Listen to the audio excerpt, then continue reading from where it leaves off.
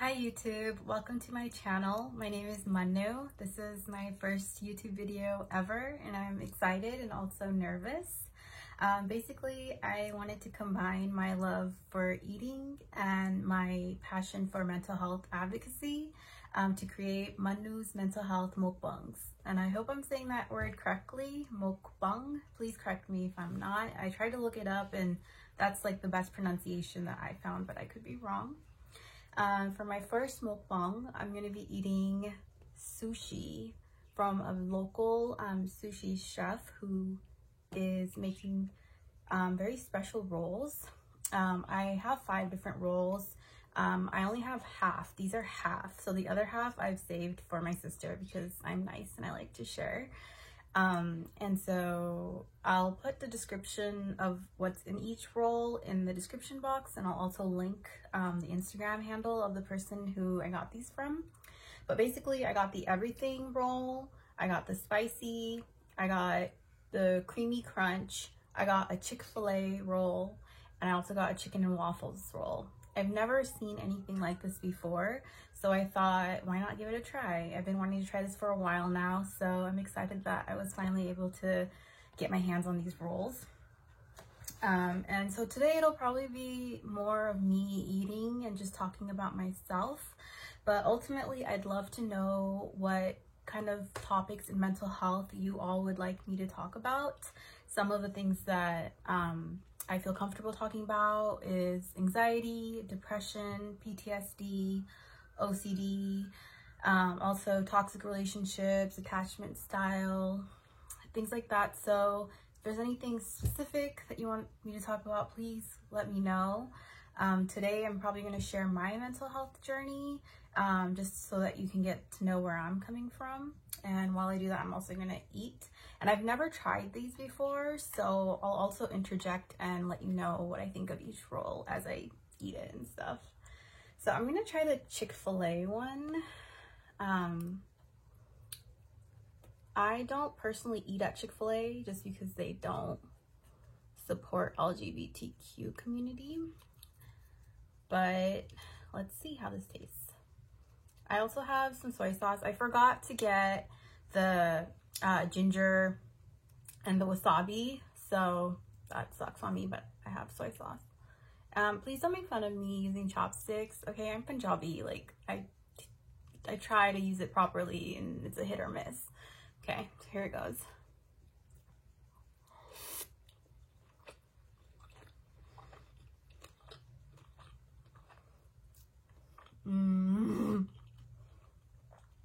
That tastes like the sauce is like on point. I've had it once a long time ago, but that sauce, that tastes very reminiscent of it. That's good. I should probably show you the roll, huh? Okay. Let me do this. Where is it? Oh, there it is. Look at that. Wow. Beautiful. The next one I'm going to try is the chicken and waffles one. This one's like kind of falling apart, so I don't know how. I don't think I'm going to be able to. Let me see if I can get a close-up of it. That's the best I can do. I don't want it to fall. It has waffle on the top. Okay, I'm going to try to put this all in my mouth. Okay. I don't think I'm going to make it, but let's see.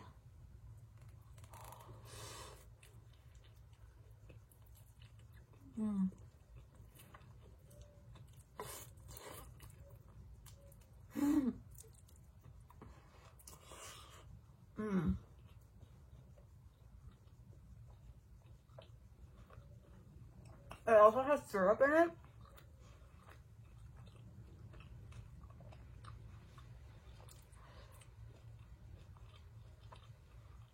It's pretty good. That's really hard to put all of it in your mouth because the waffle's hard, so it's like that on top of the whole roll. I'd be impressed by folks who can put it all in their mouth.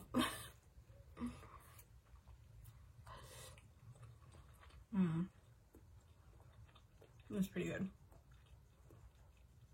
I'm also drinking water.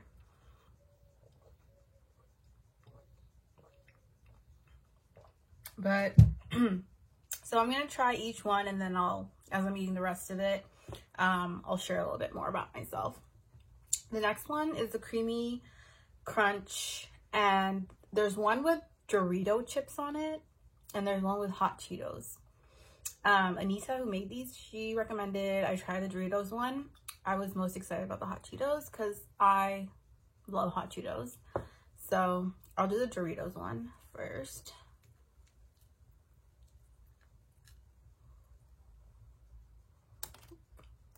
Look at that. Oh, it's like falling. Okay. Gosh. Okay. I want to put it all in my mouth. Ready? Okay.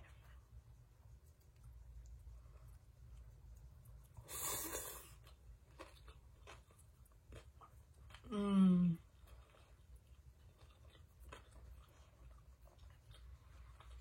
Wow, that's good. I realized I probably wasn't looking at the camera. I was just looking at myself. I have a lot of Leo in me, okay? So yeah, I'll start looking in the camera. Okay. That was really good. That's my favorite so far, I would say. The next is the hot Cheetos one. This is the one I was most excited. This is what caught my attention to her Instagram handle. But look at that. Oh yeah. Half of it falls on my desk. It's okay. All right. Let me try it. It's so big. Okay. Mm.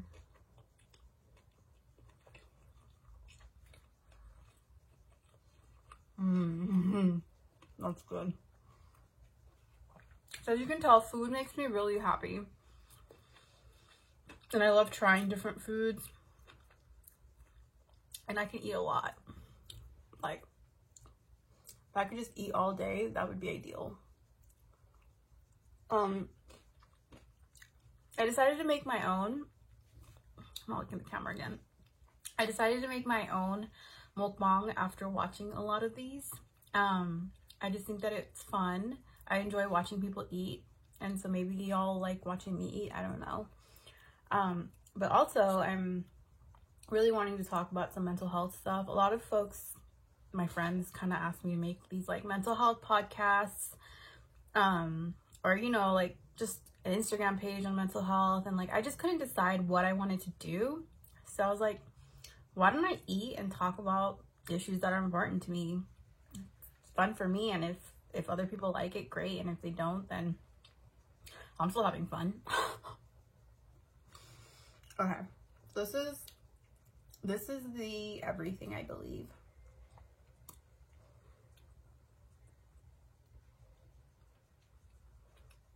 This is the least messy, so let's see.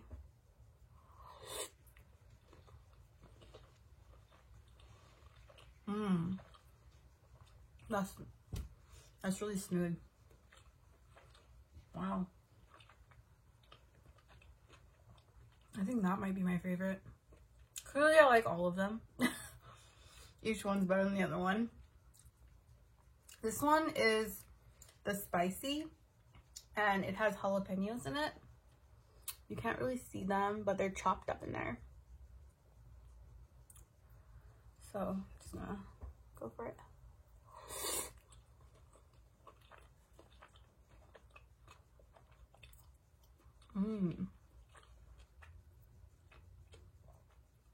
I love spicy food, so that's really good. So I pretty much tried all of them. They're all really good. I think my favorite might be the everything. I thought it was going to be the hot Cheetos one, but that one, I really like how smooth it is, and that's a shrimp. I also love shrimp. Okay. So I tried all of them. They're all really good. My favorite is the everything. The spicy one is good too. Those are probably close second. But okay. So I have notes here of some things that I want to for sure talk about, or at least try to get to in this video. I don't know if I'm gonna be able to finish all of this. I thought that I could do it, but mukbangs are pretty difficult. Wow. Kudos to everyone who's able to finish all their food. I'm going to keep eating, and then once I'm too full, I'm just going to stop, because I think it's important to not force yourself to eat if you're full. But basically, my name is Manu. I'm Punjabi. I was born in Ludhiana, but I came here in California when I was 6. So it's like I'm from Punjab, but grew up in California. And I identify as queer, so I'm part of the LGBT community. To be a queer, they see it's a lot, you know, day by day. I would be happy to make a video about my coming out story and, you know, how I deal with family and all that stuff. If anyone's interested in knowing about that, I don't mind talking about that. I'm also non-binary. Identify as non-binary femme. My pronouns are they, them. So if any of these terms I'm using, you have no idea what I'm talking about, I can make another video talking about them and kind of educating folks who might want to know or just aren't familiar with it. I'm going to try the Chick-fil-A one again.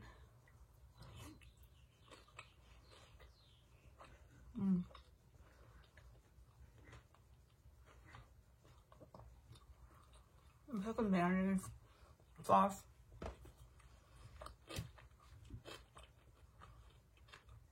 Super creamy. Basically, I realized I was queer when I was 19. I'm 27 right now. Came to terms, kind of, you know, accepted it in college. I'm around like my 2nd year of college.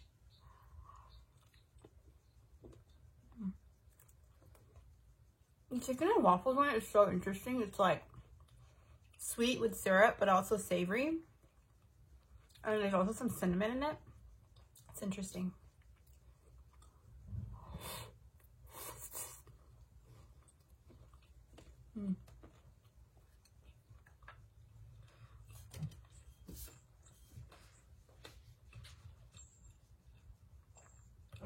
So yeah, I went to college, undergrad at UC Davis. Go Aggies, if you know where that is.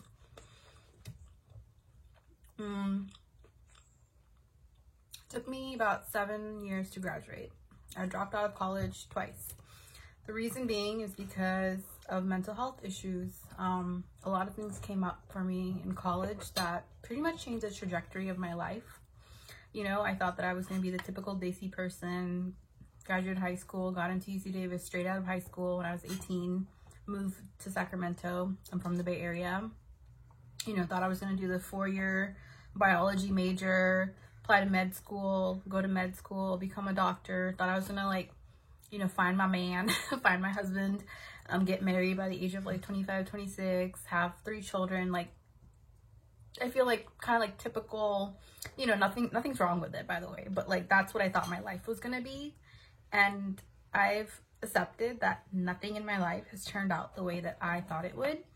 And a lot of that is just accepting my journey and realizing that this is my own journey. You know, I can't really control for everything that's gonna happen in my life, and acceptance is a huge piece that helps me kind of cope with a lot of things. So basically, I left high school. I had a boyfriend then, actually, and he went to UC Davis with me. He also got in. And so, you know, we were together for like almost, I want to say like 3 or 4 years.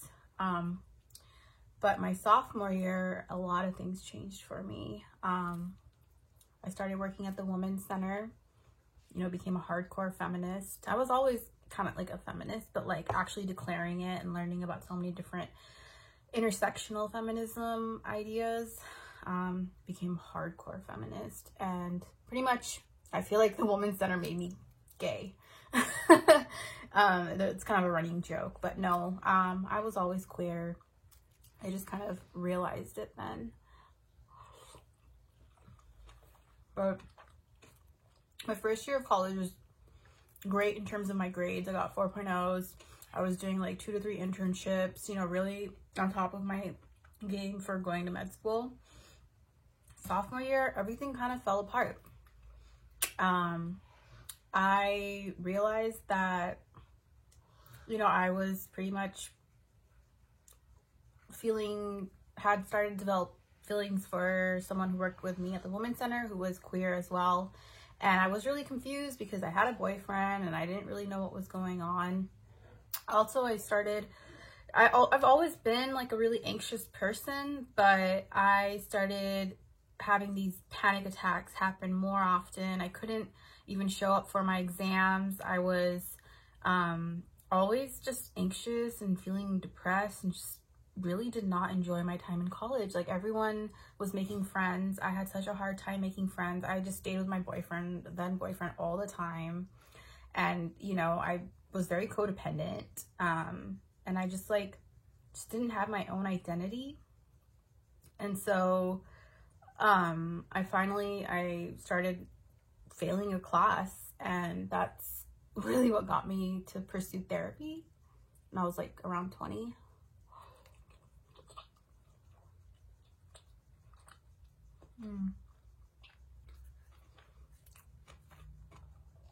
And honestly, I'll be honest, the real reason why I went to therapy was because my professor wanted proof that I was mentally not okay, that I had anxiety, so that she could pretty much give me an extension on an assignment that I just could not get myself to do because I had such bad anxiety.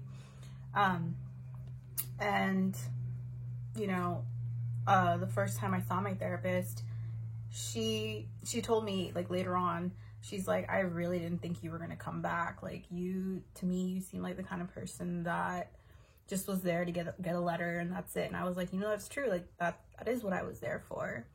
But after a few sessions with her, I realized I had a lot to unpack. And pretty much, short story is that I was eventually diagnosed with depression, generalized anxiety disorder, OCD, and also PTSD.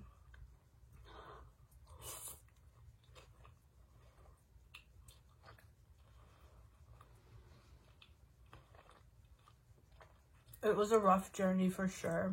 I did break up with my then boyfriend, started dating my first queer relationship, which had its own struggles.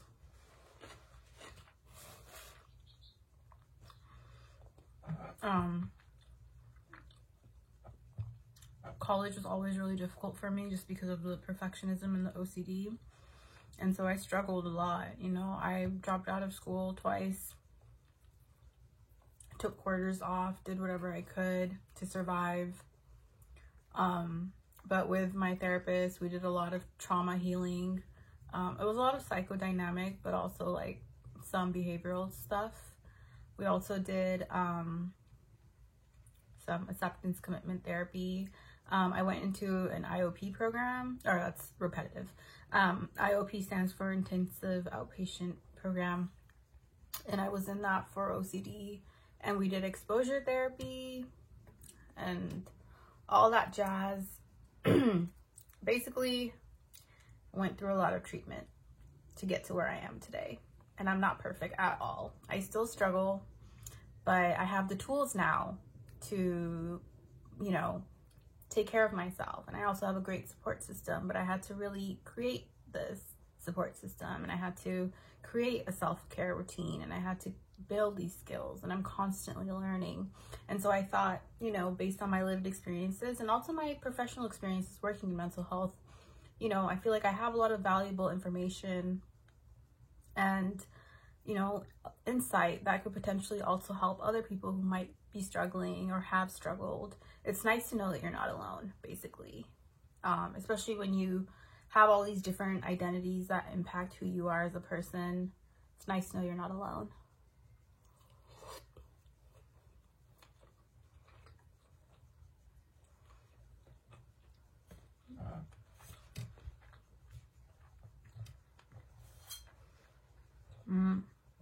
one thing that helped me finally graduate college was getting registered with the Student Disability Center, accepting that my anxiety, my OCD, my depression, these are all disabilities at the end of the day. You know, I was very hard on myself because I'm like, I'm physically okay, but mentally I have these things that block me from really achieving what I want to in life. And, you know, they are disabilities at the end of the day. And I had to kind of accept that in order to receive those accommodations. And basically I was able to take the exam, you know, separate from everyone else, so that if I had like a panic attack or if I started freaking out, no one else could see me, because that was part of my worry, was panicking in front of people and having everyone see me. Also, I got extra time on it in case, you know, I did get a panic attack. And really it's those accommodations. It's advocating for those accommodations, working with a therapist, working with a counselor who advocated for me to get those accommodations. That's what ultimately helped me graduate from college. And I have no shame in that. I feel like some people have shame in terms of like, oh, like I needed assistance, I needed accommodations.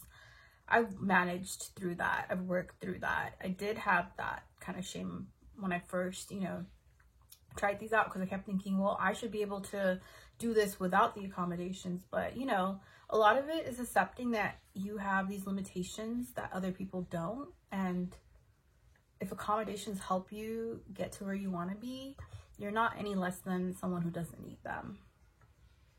Eventually, I was able to graduate because of those accommodations and because I had a great support system. Starting to get full. Wow. I really obviously overestimated how much I could eat. Like, I even built up an appetite for this. They're just really big rolls.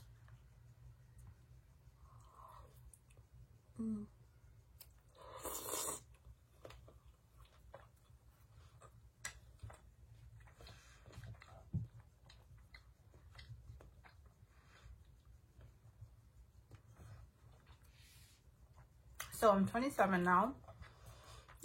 Graduated finally college a couple years ago.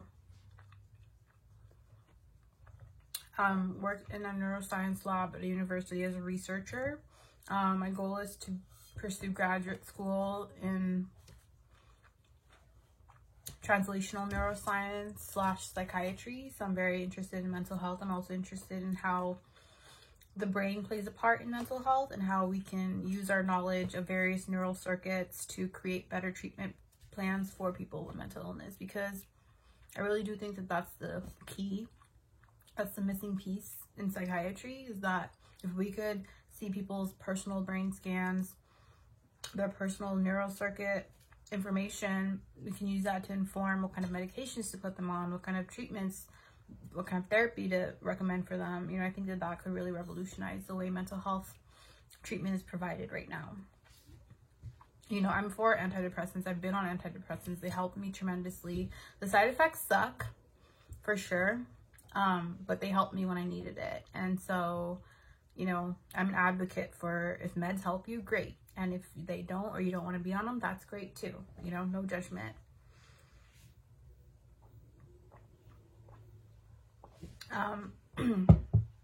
I also have a parent who struggles with addiction, and has struggled with addiction to alcohol my whole life.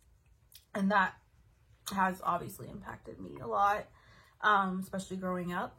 And so I moved back home just because the Bay Area is really expensive, but my goal is to have my own place, to move out within a year. So I'm saving up, and that's where I'd like to be, is working, having my own place, being more kind of financially independent, and eventually pursuing graduate school. So that's like the summary, I guess, of me and my life. I have a lot of different identities, different passions, different hobbies, but I'm pretty much full. That was a lot of food. I pretty much said everything I wanted to.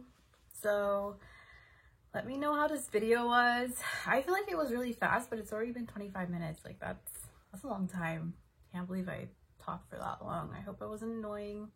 But also, if I was annoying, you didn't have to watch it. You obviously did, so you obviously like me. But let me know what kind of issues you'd like me to talk about. Feel free to ask any questions. Please keep it appropriate. I know this is the internet and I'm probably gonna get weird shit, but you know, I'd love to engage in ways that are meaningful and impactful for the YouTube community. Thank you so much. Take care. Bye, YouTube.